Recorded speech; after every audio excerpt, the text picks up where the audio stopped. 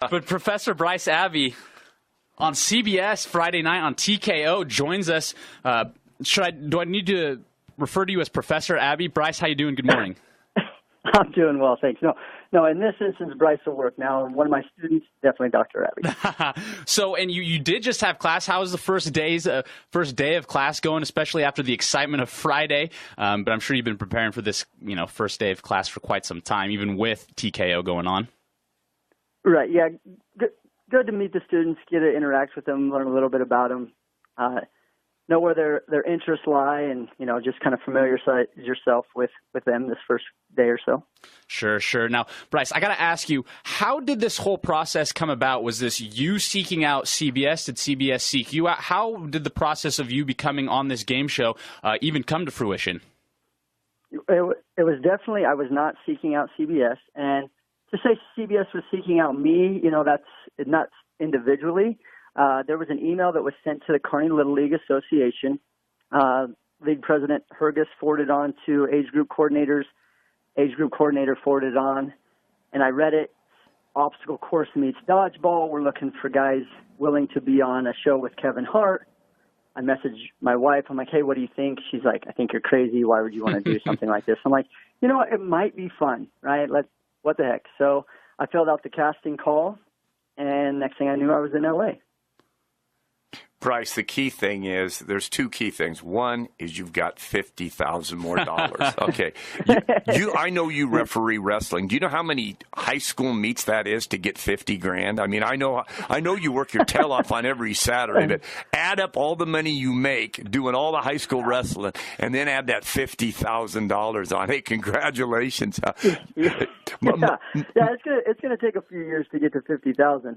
Yeah, right? No kid. Hey, here's a good story on Bryce, you guys. Ryan, you're gonna love this. I'm refereeing a volleyball tournament about 3 years ago at the Big Apple, and the ball, somebody hits a horrible shot, and the ball goes completely over the fence. So it's out in the parking lot area behind, and I'm thinking, there is no way we're going to get this ball back. Where are we going to get another ball real quick? And all of a sudden, Bryce sees this, and he, in like 0.8 of a second, he climbs a 16-foot fence.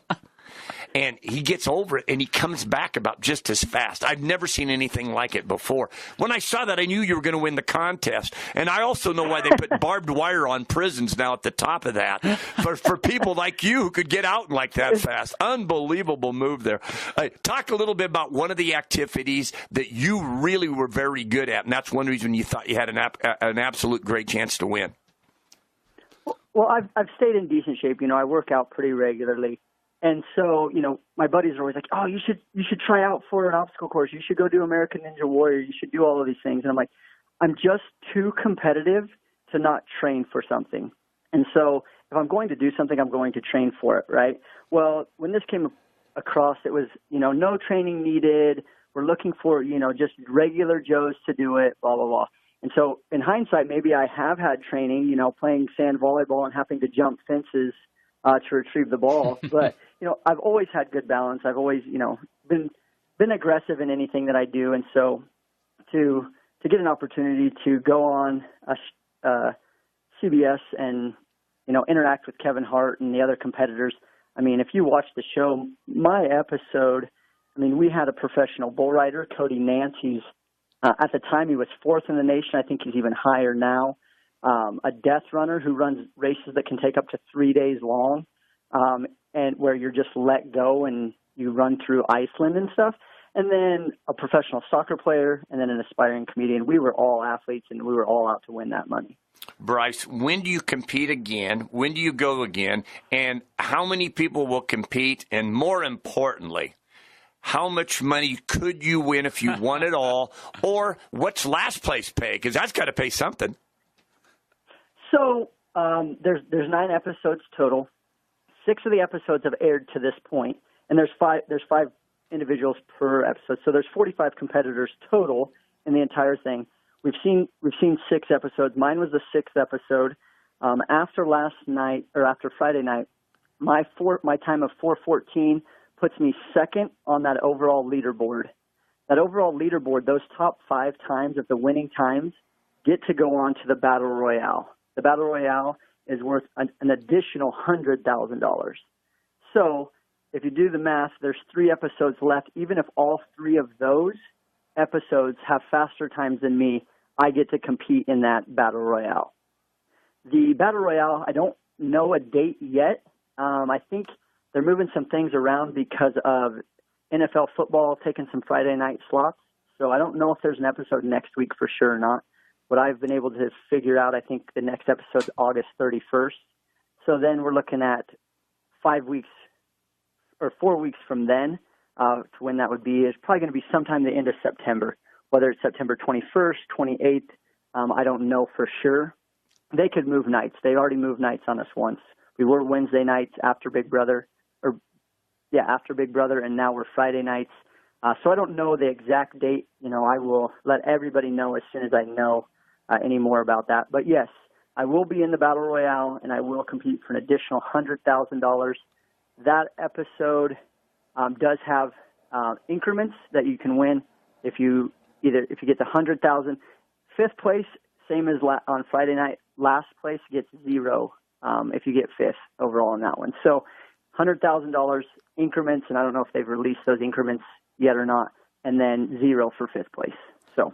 Well, we'll definitely keep posted, and I know the university does a really good job of sending out press releases and stuff, and so I know that our Platte River Radio set of the stations will definitely get that information out because we're definitely looking forward to you competing in that Battle Royale. And I just got to say one thing, Bryce, is I really hope for those other competitors that it's not a true definition of Battle Royale, any man for himself, because if it came down to that combat stuff, I tell you what, being a 4 times All-American, I think you'd have a pretty good shot I there. like my chances. Yeah, 134 sure. victories for the Lopers as a wrestler, but of course, now a professor there. How much interaction before, during, after the shooting of that? Like, how was it? Was it? I mean, I'm sure it didn't take a week. Was it a day, 2 or 3? And how much interaction did you have with your fellow competitors? Because it looked like you guys were all enjoying yourselves and having a quite a good time, and you got to interact with Kevin Hart quite a bit as well.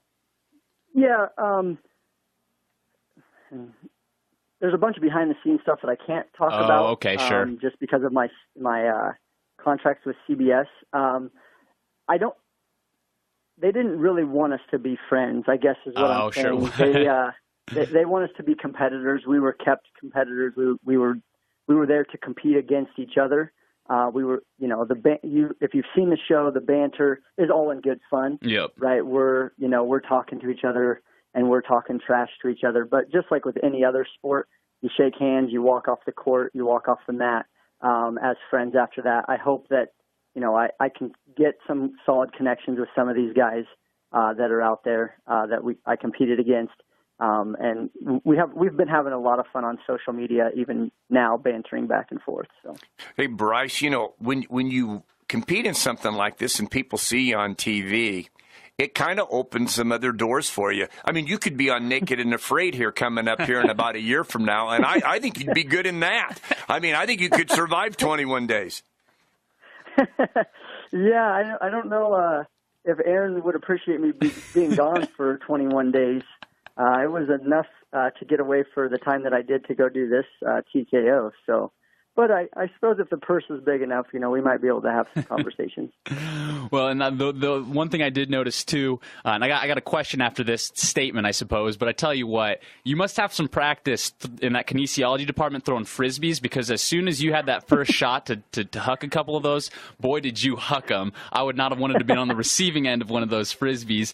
And I know it was that last event, or it was that last challenge, so to speak, that threw you off, that you got that TKO on. But what, in your opinion, was the most challenging part of the entire TKO experience? I think it was really the unknown, right? It wasn't like with American Ninja Warrior where you've seen courses for years and you have an idea of what to expect going in. When I got on the plane to go to LA, what I knew what I was getting into was it was an obstacle course meets dodgeball. Outside of that, I had no idea what any of the battle stations were going to be. I knew I'd be competing against 4 other competitors, but we didn't know what the battle stations were going to be. So being able to just go in and attack a course right off the bat was definitely probably the most challenging, because there's no chance to really strategize. I mean, and I don't know if you guys have seen, but on social media, people were like, well, why don't you just jump in? well, we're too competitive to just jump in, right? Yeah. We're trying to make it across this course because if you've seen my Station 2 where I went through the Frisbooms, I made it through in like 10 seconds. Well, you can't jump off and get back up and jump off and get back in and make that kind of time. So there's that aspect.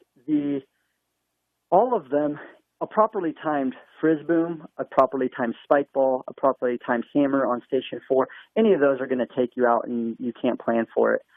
So that definitely, I like that aspect of it. If you just ran this obstacle course with nobody trying to knock you off, your times are going to be super low. It's definitely getting out of the pits that takes the time and that wears on people throughout the course. Sure. Makes total sense. But I tell you what, you must have done a very good job of getting out of there because that time that you got, like you said, second fastest time to date. Really impressive stuff. Bryce, thank you so much for giving us your time here on the Doug and Daddy Show today. We really look forward to watching you in that Battle Royale stage. So make sure you keep us posted here on the Doug and Daddy Show. All right. Will do. Thank you, guys. Yeah, absolutely. Appreciate it, Bryce.